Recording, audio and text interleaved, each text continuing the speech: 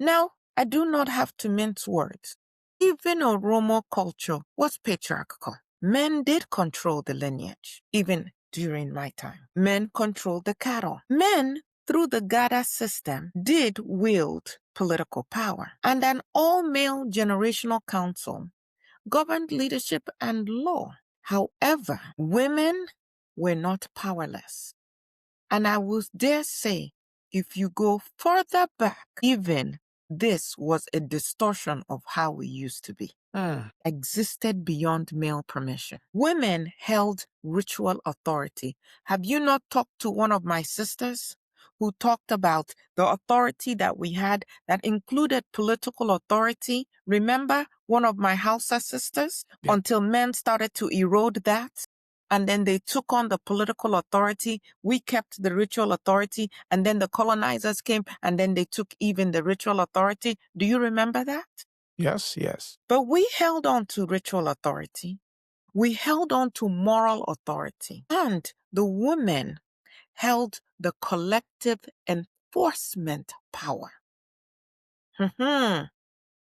Because you can have laws, but if you have no enforcement, yeah, might as well not have no law. Women received through me sacred objects that were not symbolic. They were functional. The sink, a ritual staff that was carried by women, was a tool of protest and dignity. And you can go and look this up. It is written about. You will see it's written about. A sink, you said? Yes. S-A. And then we had the Kanafa. Qanafa. It was a sacred piece of wood that a woman would wear during childbirth and during her postpartum period. And it marked a woman as untouchable. These objects did not just decorate womanhood. They enforced law. My rituals, they were not abstract theology. They were lived. It was our lived spirituality.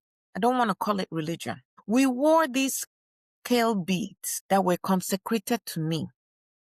The beads were prayer, memory, and accountability. Today, Muslims have prayer beads. The Catholics use rosary. No one calls that demonic.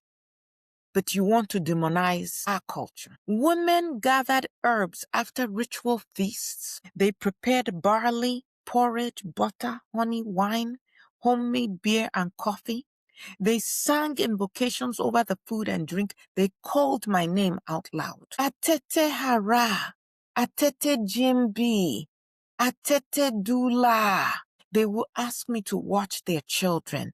They asked me to protect their bodies. They asked me to guard their cattle and their land.